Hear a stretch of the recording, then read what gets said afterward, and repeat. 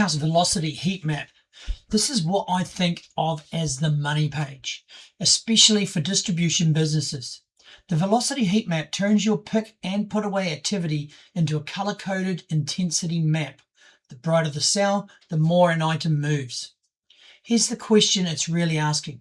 Are your fastest moving items sitting in your most accessible, highest ranked bins? Or are they buried in low ranked bins that make every pick longer than it needs to be? Poor slotting is a quiet tax. It doesn't show up as a line on a report, but your pick is paid on every single pick, hundreds of times a day. By default, it's set up the way that exposes this. Item categories and items down the side, bin ranking across the top, shaded by pick and put away lines. One thing to keep in mind as we read it, in Business Central, a higher bin ranking is the better, more accessible bin, the prime pick face, and the system picks from the highest ranked bins first. So in an ideal world, your busiest items would glow over on the high ranked side. Now look at the pattern, and this is the real story. Your fast movers are scattered. Take the connecting rod. A lot of its activity is up in ranking 8, a good accessible face, but a big block of it is also coming out of ranking 3, a much lower bin. The piston ring set is even starker. Heavy activity down in ranking 2. Those low-ranked hot cells are your reslot candidates. High-velocity items your pickers are reaching for constantly, but from bins that cost them extra steps every time. The heat map turns a vague feeling that the layout isn't quite right into a specific prioritized list.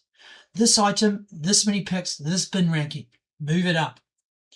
As with many of our reports, there are untold permutations you can create to suit your data needs. You have the different measures on the left, and just like our cubes, you can select any row or column and create your own report. Let's change the view to look at where the pick and put away activity is happening over time. All we do is scroll down the rows and click location. Then with Control or Command, zone and bin rows. Then we just click month, year in the columns up here. And now you can see the activity trend after I expand all the way down to the bins. Or now let's remove zone and bin and add warehouse employee to see the team workload over time.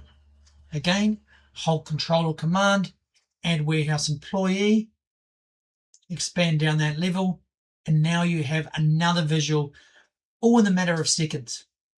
The Velocity Heatmap helps you put your fastest moving inventory where it belongs, reducing travel time, improving picking efficiency, and making better use of your warehouse layout. Thanks very much for watching, and I hope you found this useful.